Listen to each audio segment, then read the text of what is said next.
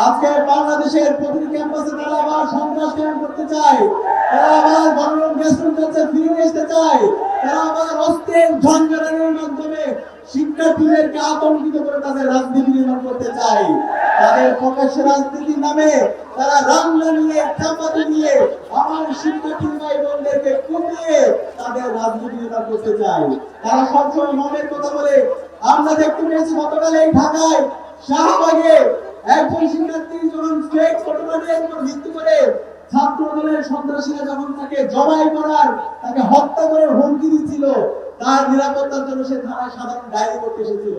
কিন্তু এর প্রেক্ষিতে আমরা দেখতে পেয়েছি ছাত্র দলের সন্ত্রাসীরা সেই থানায় গিয়ে 28 অক্টোবর লীগের সন্ত্রাসীরা লগি পয়েন্টে দিয়ে যেভাবে নেককারজনক নৃশংসতায় দেয় এদেশের মুক্তিকামী মানুষদেরকে পিটিয়ে লিপ্ত করেছিল, ঠিক একই কায়দায় আমরা গতকাল শাহবাগে শিক্ষার্থীদের উপর, ছাত্র সমাজের উপর তাদের নৃশংস হামলা আমরা দেখেছি।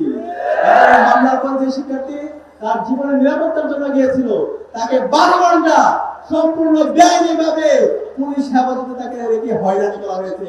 আমরা কি আবার একটা পুলিশ রাষ্ট্রের জন্য আমাদের শহীদকে জীবন দিয়েছে? আমরা সাবধান করছি, মাননীয় প্রধানমন্ত্রী তারেক রহমান, আপনি যদি মনে করেন যে ক্ষমতায় এসে আপনি যা ইচ্ছে তাই করবেন, জুলাই সনদকে আপনি অধ্যাদেশকে বাতিল করে দিবেন, গণভোট অস্বীকার করবেন, মানবাধিকার অধ্যাদেশ বাতিল করবেন, গরিব অধিকার অধ্যাদেশ বাতিল করবেন এবং এর মাধ্যমে আপনি হাসিনা হয়ে উঠতেও পারবেন। আমরা সাবধান করছি, এই স্বাধীন বাংলাদেশে আপনাদের এই ফেস্টিভাল আমরা কায়েম হতে দেব না। আমরা এখন অনুরোধ করবো, যে কমিটমেন্ট আপনি দিয়েছেন, যে গণভোটে হায়ের পক্ষে আপনি ক্যাম্পেইন করেছেন, সেই কথা আপনি রাখেন।